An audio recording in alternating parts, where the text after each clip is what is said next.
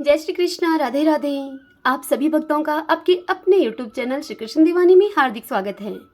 भाद्रपद मास महात्म्य के 22वें दिन की कथा में हम आज सुनेंगे मातली को विदा करके राजा ययाति का वैष्णव धर्म के प्रचार के द्वारा भूलोक को बैकुंठ तुल्य बनाना और ययाति के दरबार में काम आदि का नाटक खेलना तथा ययाति के शरीर में जरा अवस्था का प्रवेश, काम कन्या से भेंट, पुरु का यौवन दान और ययाति का काम करना के साथ प्रजा वर्ग के सहित बैकुंठ धाम में गमन।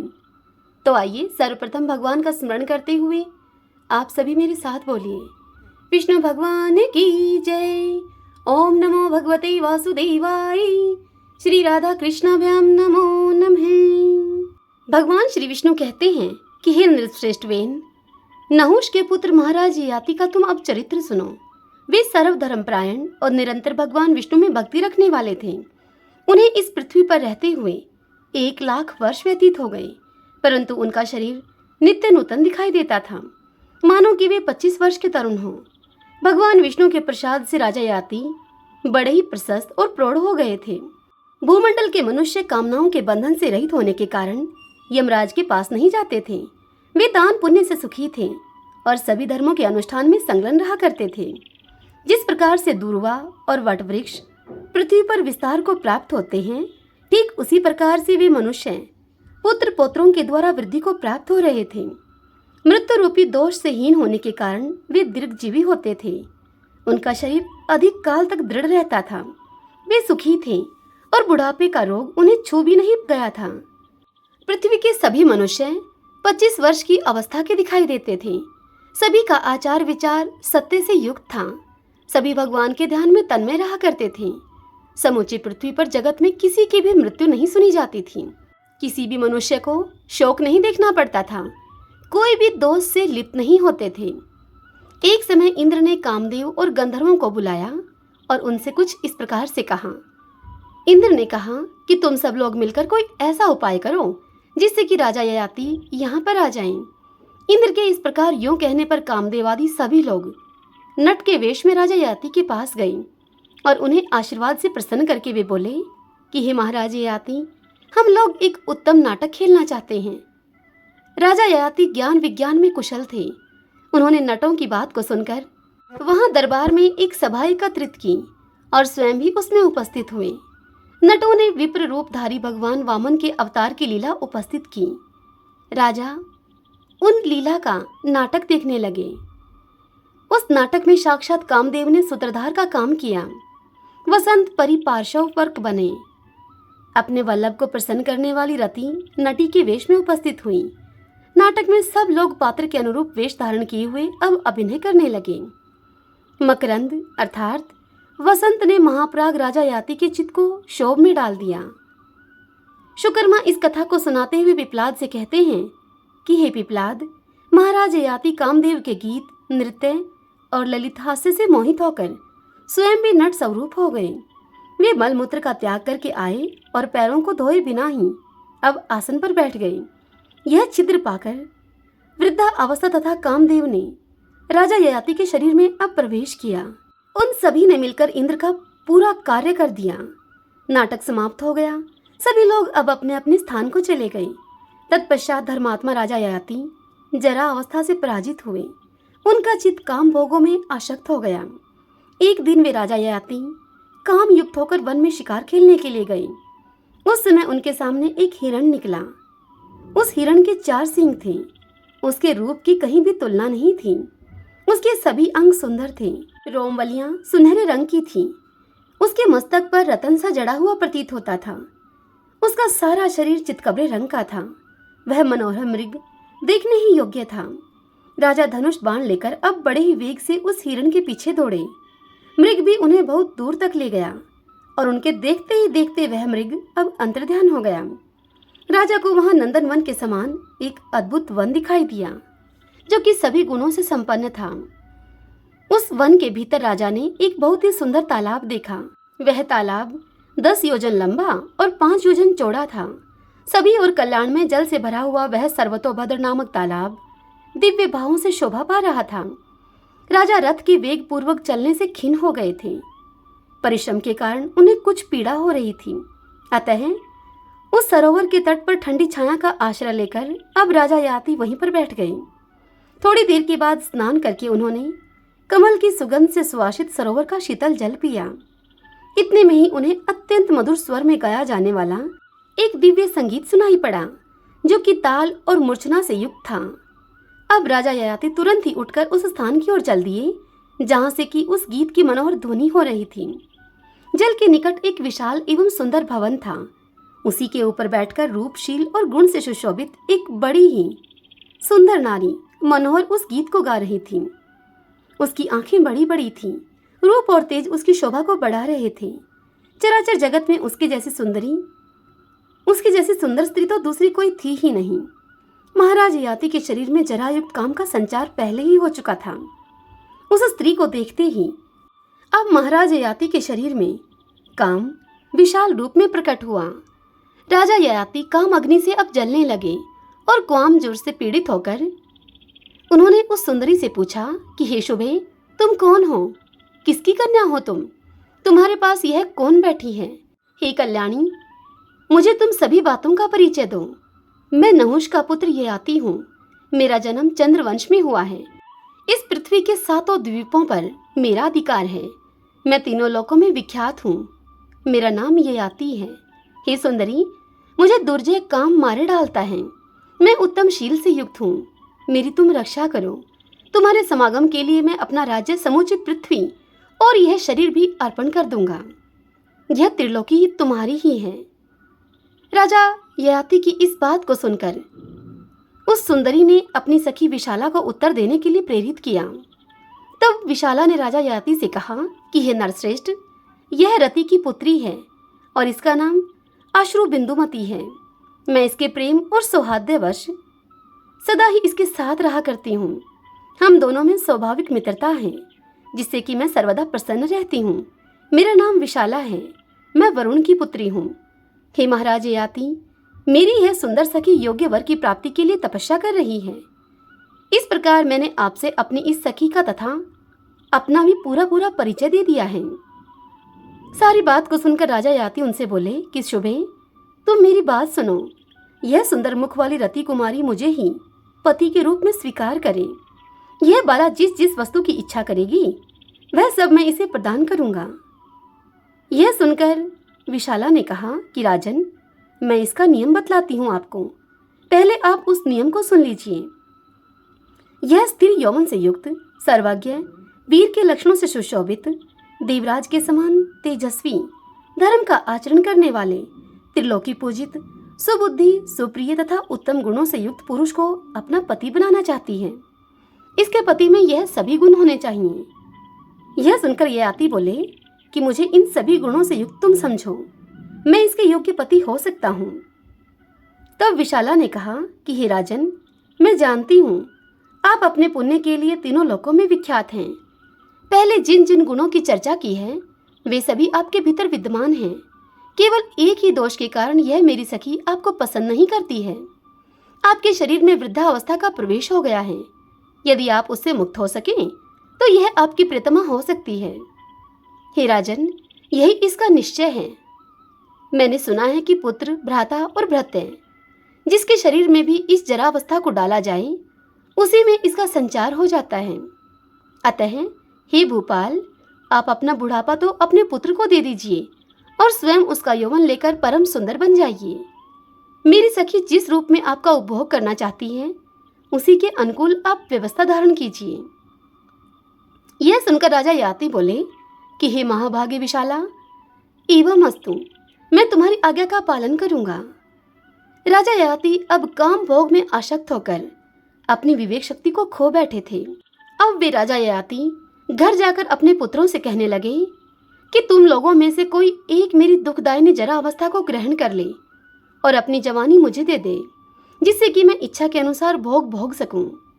जो मेरी वृद्धावस्था को ग्रहण करेगा वह पुत्रों में श्रेष्ठ समझा जाएगा और वही मेरे राज्य का स्वामी होगा। उसको सुख, संपत्ति, धन धान्य, बहुत सी संतान तथा यश और कीर्ति प्राप्त होगी। तब ययाति के पुत्र तुरु ने कहा कि पिताजी, इसमें संदेह नहीं कि माता पिता की कृपा से ही पुत्र को शरीर की प्राप्ति होती है। अतः उस पुत्र का कर्तव्य है कि वह विशेष चेष्टा के साथ माता पिता की सेवा करे। परंतु हे महाराज, यौवन दान करने का यह मेरा समय नहीं है। अपने पुत्र तुरु की इस बात को सुनकर धर्मात्मा राजा ययाति को बड़ा ही क्रोध हुआ। वे अपने उस पुत्र को श्राप देते हुए बोले कि तूने मेरी आज्ञा का अनादर किया है, अतः तो सब धर्मों से बहिष्कृत और पापी हो जा। तेरा हृदय पवित्र ज्ञान से शून्य हो जाए और तू कोढ़ी हो जा। अपने पुत्र तुरु को इस प्रकार का श्राप देकर अब वे राजा ययाति अपने दूसरे पुत्र यदु से बोले कि बेटा, तू मेरी जरा अवस्था को ग्रहण कर ले और मेरा अकंटक राज्य भोग। अपने पिता की इस बात को सुनकर ययाति के पुत्र यदु ने हाथ जोड़कर अपने पिता से कहा कि पिताजी, आप कृपा कीजिए, मैं बुढ़ापे का भार नहीं ढो सकता हूँ। शीत का कष्ट सहना, अधिक राह चलना, कदन का भोजन करना, जिनकी जवानी बीत गई हो ऐसी स्त्रियों से संपर्क रखना और मन की प्रतिकूलता का सामना करना, ये वृद्धावस्था के 5 हेतु हैं। ये वृद्धावस्था के 5 कारण हैं। अपने पुत्र यदु के इस प्रकार यों कहने पर महाराज ययाति ने उस पर कुपित होकर अब उसे भी श्राप दिया और कहने लगा कि जा, तेरा वंश राज्यहीन होगा, उसमें कभी कोई राजा नहीं होगा। फिर यदु ने कहा, महाराज, मैं तो निर्दोष हूँ, आपने मुझे श्राप क्यों दे दिया? हे पिताजी, आप मुझ दीन पर दया कीजिए और मुझ पर प्रसन्न हो जाइए। यह सुनकर ययाति बोले कि बेटा, महान देवता भगवान विष्णु जब तेरे वंश में अपने अंश के सहित अवतार लेंगे, उस समय तेरा कुल पवित्र और इस श्राप से मुक्त हो जाएगा। राजा ययाति ने कुरु को शिशु समझकर छोड़ दिया और शर्मिष्ठा के पुत्र पुरु को बुलाकर कहा कि बेटा, तू मेरी वृद्धावस्था को ग्रहण कर ले। तब पुरु ने कहा कि राजन, मैं आपकी आज्ञा का पालन अवश्य करूंगा। मुझे अपनी वृद्धावस्था आप दे दीजिए और आज से ही मेरी युवावस्था से सुंदर रूप धारण करके आप उत्तम भोग भोगिए। यह सुनकर महामनस्वी राजा ययाति का चित्त अब अत्यंत प्रसन्न हुआ। वे अपने पुत्र पुरु से बोले, हे महामते, तूने मेरी वृद्धावस्था ग्रहण की और अपना यौवन मुझे दे दिया, इसलिए मेरे दिए हुए राज्य का तू उपभोग कर। अब राजा की बिल्कुल नई अवस्था सी हो गई। वे राजा ययाति अब 16 वर्ष के तरुण प्रतीत होने लगे, देखने में अत्यंत सुंदर, मानो कि दूसरे कामदेव हों। महाराज ययाति ने पुरु को अपना धनुष, राज्य, छत्र, घोड़ा, हाथी, धन, खजाना, देश, सोना, चंवर और व्यजन सब कुछ तो दे डाला। धर्मात्मा नहुष कुमार अब कामात्मा हो गए। वे कामासक्त होकर बारंबार उस स्त्री का चिंतन करने लगे। उन्हें अपने पहले वृतांत का स्मरण न रहा। नई जवानी पाकर वे बड़ी ही शीघ्रता के साथ कदम बढ़ाते हुए अश्रु बिंदुमती के पास गए। उस समय उनका चित्त काम से उन्मत्त हो रहा था। वे जाकर विशाल नेत्रों वाली विशाला को देखकर उससे बोले, हे भद्रे, मैं प्रबल दोष रूप वृद्धावस्था को त्याग कर यहाँ आया हूँ। अब तो मैं तरुण हूँ, अतः तुम्हारी सखी मुझे अब स्वीकार करे। यह सुनकर विशाला बोली, हे राजन ययाति, आप दोष रूपा जरा अवस्था को त्याग कर आए हैं, यह बड़ी अच्छी बात है, परंतु अब भी आप एक दोष से लिप्त हैं, जिससे कि यह आपको स्वीकार करना नहीं चाहती है। हे राजन, आपकी 2 सुंदर नेत्रों वाली स्त्रियां हैं, शर्मिष्ठा और देवयानी। यह 2 पत्नियां हैं आपकी। ऐसी दशा में आप मेरी इस सखी के वश में कैसे रह सकेंगे? जलती हुई आग में समा जाना और पर्वत के शिखर से कूद पड़ना अच्छा है, किंतु रूप और तेज से युक्त होने पर भी ऐसे पति से विवाह करना बिल्कुल भी अच्छा नहीं है, जो कि 100 रूपी विष से युक्त हो। यद्यपि आप गुणों के समुद्र हैं, तो भी इसी एक दोष के कारण यह आपको पति बनाना पसंद नहीं करती है। यह सुनकर ययाति ने कहा विशाला से कि हे शुभे, मुझे देवयानी और शर्मिष्ठा से कोई प्रयोजन नहीं है। इस बात के लिए मैं सत्यधर्म से युक्त अपने शरीर को छूकर शपथ करता हूँ। तब यह सुनकर अश्रु बिंदुमती बोली राजा ययाति से कि हे राजन, मैं ही आपके राज्य और शरीर का उपभोग करूंगी। जिस जिस कार्य के लिए मैं कहूँ वह कार्य आपको आवश्यक रूप से पूर्ण करना होगा। इस बात का विश्वास दिलाने के लिए आप अपना हाथ मेरे हाथ में दीजिए। यह सुनकर ययाति ने कहा अश्रु बिंदुमती से कि हे राजकुमारी, मैं तुम्हारी सिवा किसी दूसरी स्त्री को कभी ग्रहण नहीं करूंगा। हे वरानने, मेरा राज्य, समूची पृथ्वी, मेरा यह शरीर और खजाना, सबका तुम इच्छा के अनुसार उपभोग करो। हे सुंदरी, लो, मैंने तुम्हारे हाथ में अपना हाथ दे दिया। यह सुनकर अश्रु बिंदुमती बोली कि महाराज, अब मैं आपकी पत्नी बनूंगी। इतना सुनते ही महाराज ययाति की आंखें अब हर्ष से खिल उठी। उन्होंने गांधर्व विवाह की विधि से काम कुमारी अश्रु बिंदुमती को अब ग्रहण किया और युवावस्था के द्वारा वे उसके साथ विहार करने लगे। अश्रु बिंदुमती में आसक्त होकर अब उन राजा ययाति को वहां रहते हुए 20,000 वर्ष बीत गए। इस प्रकार इंद्र के लिए किए हुए कामदेव के प्रयोग से उस स्त्री ने महाराज को भली भांति मोहित कर लिया। एक दिन की बात है, कामनंदिनी अश्रु बिंदुमती ने मोहित हुए राजा ययाति से कहा कि हे प्राणनाथ, मेरे हृदय में कुछ अभिलाषा जागृत हुई है, आप मेरे उस मनोरथ को पूर्ण कीजिए। हे पृथ्वीपते, आप यज्ञों में प्रधान अश्वमेध यज्ञ का अनुष्ठान करें। यह सुनकर राजा ययाति बोले कि महाभागे, एवं अस्तु, मैं तुम्हारे प्रिय कार्य को अवश्य करूंगा। और ऐसा कहकर महाराज ने राज्य भोग से निष्प्रह अपने पुत्र पुरु को बुलाया। पिता का आह्वान सुनकर पुरु वहां पर आए। उन्होंने भक्तिपूर्वक हाथ जोड़कर राजा के चरणों में प्रणाम किया और अश्रु बिंदुमती के युगल चरणों में भी मस्तक झुकाया। इसके बाद वे पुरु अपने पिता से बोले, हे महाप्राग, मैं आपका दास हूँ, बताइए तो मेरे लिए आपकी क्या आज्ञा है, मैं कौन सा कार्य करूं? यह सुनकर राजा ययाति ने कहा कि बेटा, पुण्य आत्मा द्विजों, ऋत्विजों और भूमिपालों को आमंत्रित करके तुम अश्वमेध यज्ञ की तैयारी करो। महातेजस्वी पुरु बड़े ही धार्मिक थे। उन्होंने पिता के कहने पर उनकी आज्ञा का पूर्ण रूप से पालन किया। तत्पश्चात राजा ययाति ने काम कन्या के साथ यज्ञ की दीक्षा ली। उन्होंने अश्वमेध यज्ञ में ब्राह्मणों और दीनों को अनेक प्रकार के दान दिए।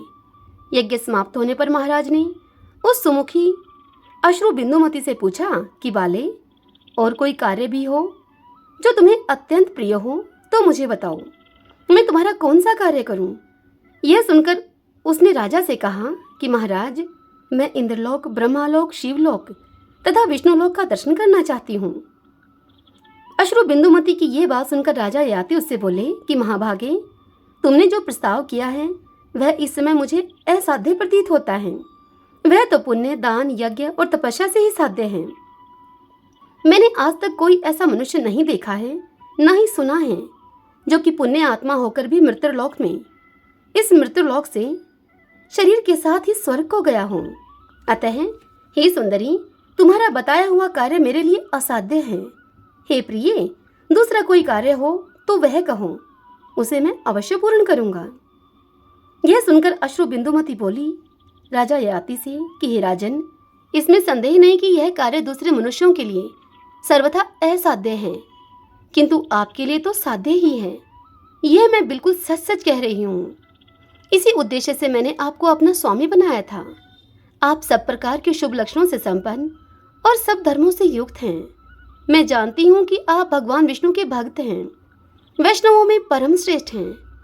जिसके ऊपर भगवान विष्णु की कृपा होती है वह सर्वत्र जा सकता है। इसी आशा से मैंने आपको पति के रूप में अंगीकार किया था। हे राजन, केवल आपने ही मृत्युलोक में आकर संपूर्ण मनुष्यों को जरा अवस्था की पीड़ा से रहित और मृत्युहीन बनाया है। हे नरश्रेष्ठ, आपने इंद्र और यमराज का विरोध करके मृत्युलोक को रोग और पाप से शून्य कर दिया है। हे महाराज, आपके समान दूसरा कोई भी राजा नहीं है। बहुत से पुराणों में भी आपके जैसे राजा का वर्णन नहीं मिलता है।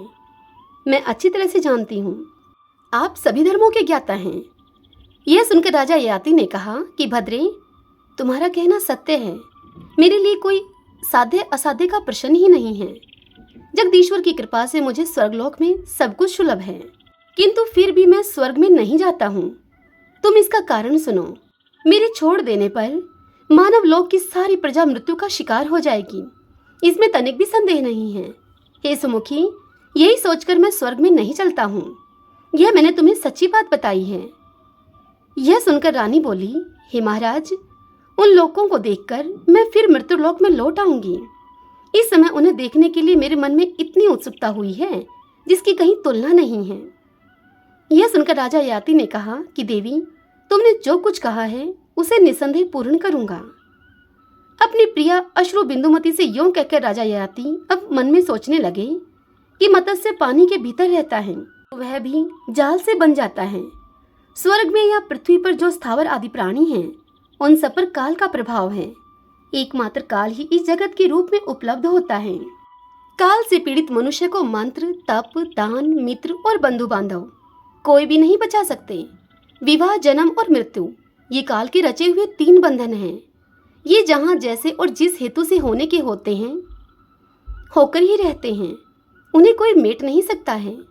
उपद्रव, आघात, दोष, सर्प और व्याधियाँ ये सभी कर्म से प्रेरित होकर मनुष्य को प्राप्त होते हैं। आयु, कर्म, धन, विद्या और मृत्यु ये 5 बातें जीव के गर्भ में रहते समय ही रचती जाती हैं। जीव को देवत्व, मनुष्यत्व, पशु पक्षी आदि तिर्यक योनियां और स्थावर योनि ये सब कुछ अपने अपने कर्म के अनुसार ही प्राप्त होते हैं। मनुष्य जैसा करता है वैसा ही भोगता है। मनुष्य को अपने किए हुओं को, उन कर्मों को सदा ही भोगना पड़ता है। वह अपना ही बनाया हुआ दुख और अपना ही रचा हुआ सुख भोगता है। जो लोग अपने धन और बुद्धि से किसी वस्तु को अन्यथा करने की युक्ति कर रखते हैं, वो भी अपने उपार्जित दुख सुखों का उपभोग करते हैं।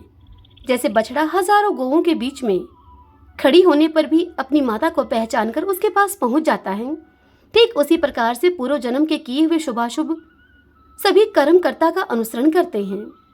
पहले का किया हुआ कर्म कर्ता के सोने पर उसके साथ ही सोता है, उसके खड़े होने पर खड़ा होता है, उसके चलने पर उसके पीछे पीछे चलता है। तात्पर्य यह है इस बात का कि कर्म छाया की भांति कर्ता के साथ साथ लगे रहते हैं। जैसे छाया और धूप सदा एक दूसरे से संबद्ध होती हैं, ठीक उसी प्रकार कर्म और कर्ता का भी परस्पर संबंध है। शस्त्र, अग्नि, विष आदि से जो बचाने योग्य वस्तुएं हैं, उसको भी दैव ही बचाता है। जो वास्तव में अरक्षित वस्तु है, उसकी दैव ही रक्षा करता है। दैव ने जिसका नाश कर दिया हो, उसकी रक्षा नहीं देखी जाती है। यह मेरे पूर्व कर्मों का परिणाम ही है, दूसरा कुछ भी नहीं। इस स्त्री के रूप में दैव ही यहाँ पर आ पहुंचा है, इसमें तनिक भी संदेह नहीं है। मेरे घर में जो नाटक खेलने वाले नट और नर्तक आए थे, उन्हीं के संग से मेरे शरीर में जरा अवस्था ने प्रवेश किया है। इन सब बातों को मैं अपने कर्मों का ही परिणाम मानता हूँ। इस प्रकार की चिंता में पड़कर अब राजा ययाति बहुत ही दुखी हो गए। राजा ययाति अब सोचने लगे कि यदि मैं प्रसन्नता पूर्वक इसकी बात नहीं मानूंगा तो मेरे सत्य और धर्म दोनों ही चले जाएंगे, इसमें तनिक भी संदेह नहीं है। जैसा कर्म मैंने किया था उसके अनुरूप ही फल आज दृष्टिगोचर हुआ है। यह निश्चित बात है कि दैव का विधान टाला नहीं जा सकता है। अपने मन में इस प्रकार का सोच विचार करते हुए राजा ययाति सबके कलेश दूर करने वाले भगवान श्री विष्णु की शरण में गए। उन्होंने मन ही मन भगवान मधुसूदन का ध्यान किया और उनको नमस्कार पूर्वक उनका सत्वन किया और कातर भाव से कहने लगे भगवान श्री विष्णु से, हे लक्ष्मीपते, मैं आपकी शरण में आया हूँ, आप मेरा उद्धार कीजिए। सुकर्मा इस कथा को सुनाते हुए पिपलाद से आगे कहते हैं कि हे विप्रवर, परम धर्मात्मा राजा ययाति इस प्रकार चिंता कर ही रहे थे कि रति कुमारी देवी अश्रु बिंदुमती ने उनसे कहा कि राजन, अन्यान्य प्राकृत मनुष्यों की भांति आप दुखपूर्ण चिंता कैसे कर रहे हैं? जिसके कारण आपको दुख हो वह कार्य मुझे कभी भी करना नहीं है। उसके यूं कहने पर राजा ने उस वरांगना से कहा कि देवी, मुझे जिस बात की चिंता हुई है उसे तुम्हें बताता हूँ, सुनो तुम। मेरे स्वर्ग चले जाने पर सारी प्रजा दीन हो जाएगी, फिर भी मैं तुम्हारे साथ स्वर्ग को चलूंगा। और यूं कहकर राजा ने अपने उत्तम पुत्र पुरु को, जो कि सब धर्मों के ज्ञाता, वृद्धावस्था से युक्त और परम ही बुद्धिमान थे, अपने उस पुत्र पुरु को बुलाया और उससे इस प्रकार से कहा। राजा ययाति अपने पुत्र से कहने लगे कि हे धर्मात्मन, मेरी आज्ञा से तुमने धर्म का पालन किया है, अब मेरी वृद्धावस्था तुम मुझे दे दो और अपनी युवावस्था तुम ग्रहण करो। खजाना, सेना तथा सवारियों के सहित मेरा यह राज्य तथा समुद्र सहित समूची पृथ्वी को तुम भोगो। मैंने इसे तुम्हें ही दिया है। दुष्टों को दंड देना और साधु पुरुषों की रक्षा करना तुम्हारा कर्तव्य है। पुत्र, तुम्हें धर्म शास्त्र को प्रमाण मानकर उसी के अनुसार सब कार्य करना चाहिए। हे महाभाग, शास्त्रीय विधि के अनुसार भक्ति पूर्वक ब्राह्मणों का पूजन करना तुम, क्योंकि वे तीनों लोकों में पूजनीय हैं। 5वें 7वें दिन खजाने की देखभाल करते रहना, सेवकों को धन और भोजन आदि से प्रसन्न करके सदा उनका आदर करना, गुप्तचरों को नियुक्त करके राज्य के प्रत्येक अंग पर तुम दृष्टि रखना, सदा दान देते रहना, शत्रु पर अनुराग या विश्वास न करना, विद्वान पुरुषों के द्वारा सदा अपनी रक्षा का प्रबंध रखना। हे बेटा, अपने मन को काबू में रखना, कभी शिकार खेलने के लिए तुम न जाना, स्त्री, खजाना, सेना और शत्रु पर कभी भी विश्वास न करना, सुयज्ञ पात्रों और सब प्रकार के बलों का संग्रह करना, तुम यज्ञों के द्वारा भगवान हर्षिकेश का तुम पूजन करना और सदा पुण्य आत्मा बने रहना। प्रजा को जिस वस्तु की इच्छा हो वह सब उन्हें प्रतिदिन देते रहना। हे बेटा, तुम प्रजा को सुख पहुंचाओ, प्रजा का पालन पोषण करो, पराये धन और पराई स्त्रियों के प्रति कभी भी दूषित विचार मन में न लेकर आना, वेद और शास्त्रों का निरंतर चिंतन करना और सदा अस्त्र शस्त्रों के अभ्यास में लगे रहना, हाथी और रथ को हाँकने का अभ्यास भी बढ़ाते रहना। अपने उस पुत्र को ऐसा आदेश देकर राजा ने आशीर्वाद के द्वारा उसे प्रसन्न किया और अपने हाथ से राज्य सिंहासन पर बिठाया।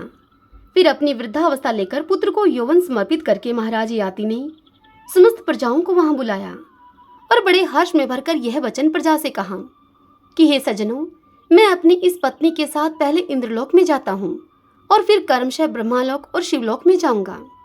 इसके बाद समस्त लोगों के पाप दूर करने वाले तथा जीवों को सद्गति प्रदान करने वाले विष्णु धाम को प्राप्त होऊंगा। इसमें तनिक भी संदेह नहीं है। ब्राह्मण, क्षत्रिय, वैश्य और शूद्र, मेरी समस्त प्रजा को कुटुंब के सहित यहीं सुखपूर्वक रहना चाहिए। यही मेरी आज्ञा है। आज से ये महाबाहु पुरु आप लोगों के रक्षक हैं। इनका स्वभाव धीर है। मैंने इन्हें शासन का अधिकार देकर राजा के पद पर प्रतिष्ठित किया है। महाराज ययाति के इस प्रकार यों कहने पर प्रजाजनों ने उनसे कहा कि हे नृपश्रेष्ठ, संपूर्ण वेदों में धर्म का ही श्रवण होता है, पुराणों में भी धर्म की ही व्याख्या की गई है, किंतु पूर्व काल में किसी ने धर्म का साक्षात दर्शन नहीं किया। केवल हम लोगों ने ही चंद्रवंश में राजा नहुष के घर उत्पन्न हुए आपके रूप में उस दशांग धर्म का साक्षात्कार किया है। हे महाराज, आप सत्य प्रिय, ज्ञान विज्ञान संपन्न, पुण्य की महान राशि, गुणों का आधार तथा सत्य के ज्ञाता हैं। सत्य का पालन करने वाले महान ओजस्वी पुरुष परम धर्म का अनुष्ठान करते हैं। आपसे बढ़कर दूसरा कोई पुरुष हमारे देखने में अभी नहीं आया है। आप जैसे धर्म पालक एवं सत्यवादी राजा को हम मन, वाणी और शरीर किसी की भी क्रिया के द्वारा छोड़ने में असमर्थ हैं। हे महाराज, जब आप ही नहीं रहेंगे तब स्त्री, धन, भोग और जीवन को लेकर भला हम क्या करेंगे। हे राजेंद्र, अब हमें यहाँ रहने की कोई आवश्यकता नहीं है। आपके साथ हम भी चलेंगे। प्रजाजनों की इस बात को सुनकर राजा ययाति को अब बड़ा ही हर्ष हुआ। वे अपने प्रजाजनों से बोले कि आप सब लोग परम पुण्यात्मा हैं, आप मेरे साथ चलें। और यों कहकर वे काम कन्या के साथ रथ पर सवार हुए। वह रथ चंद्रमंडल के समान जान पड़ता था। सेवकगण हाथ में चंवर और व्यंजन लेकर महाराज को हवा कर रहे थे। राजा के मन में किसी प्रकार की कोई पीड़ा नहीं थी। उनके राज्य में ब्राह्मण, क्षत्रिय, वैश्य और शूद्र सभी तो वैष्णव थे।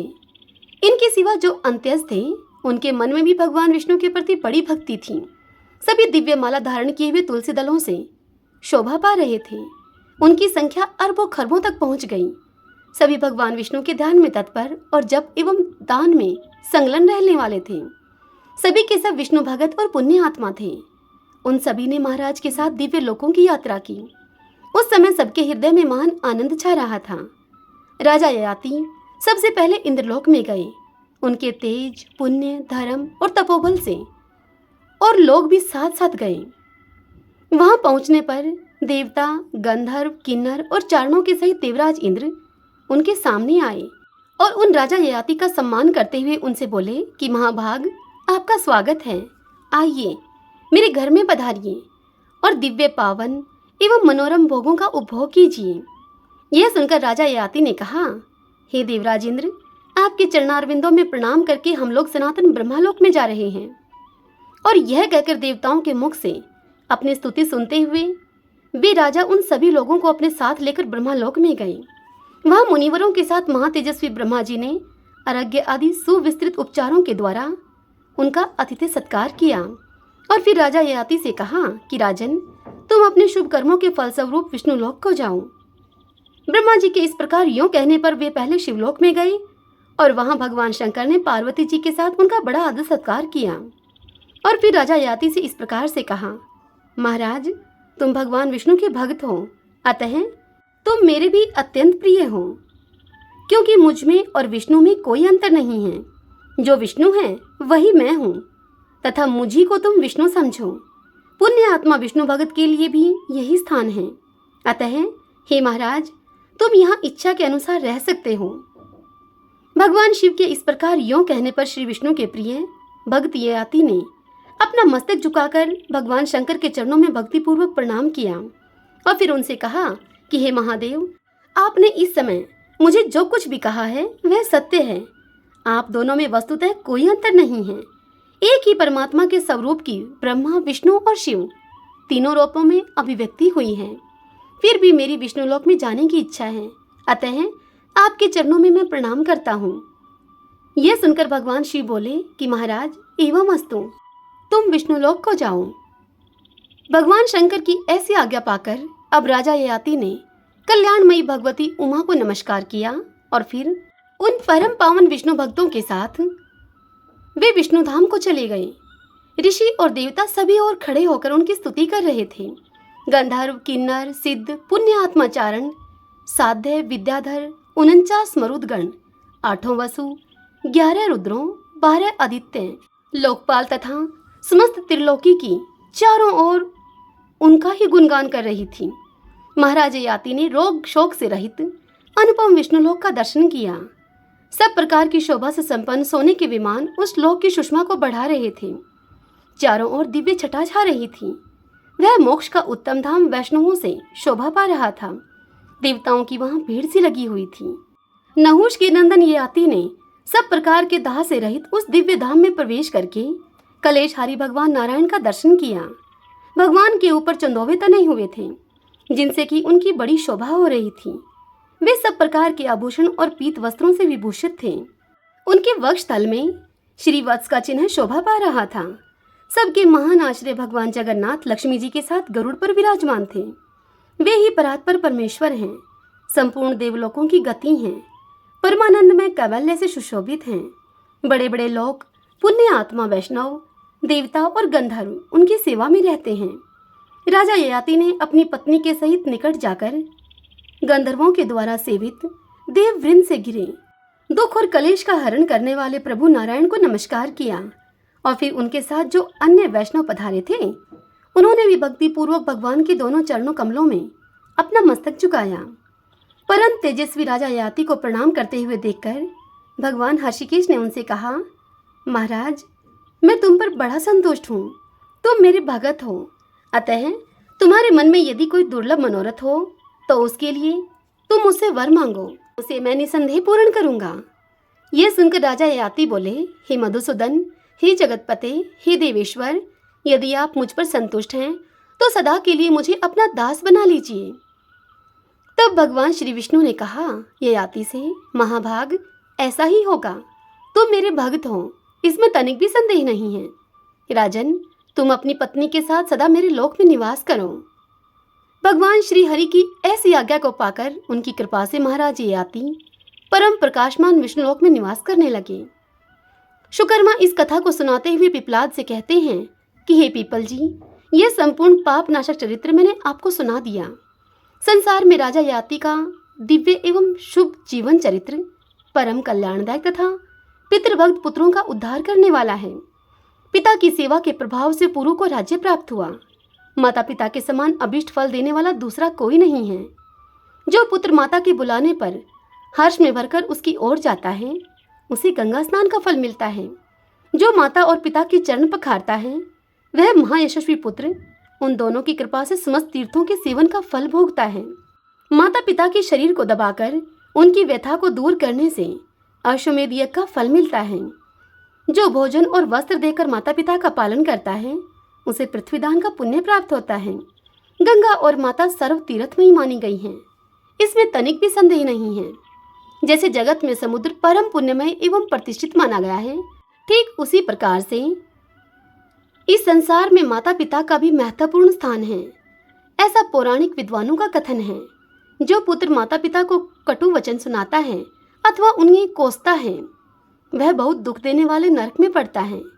जो ग्रस्त होकर भी बूढ़े माता पिता का पालन नहीं करता, वह पुत्र नरक में पड़ता है और भारी यातना को भोगता है।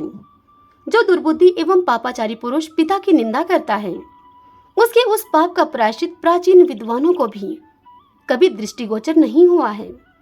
हे विप्रवर, यही सब सोचकर मैं प्रतिदिन अपने माता पिता की भक्तिपूर्वक पूजा करता हूँ और उनके चरण दबाने आदि की सेवा में लगा रहता हूँ।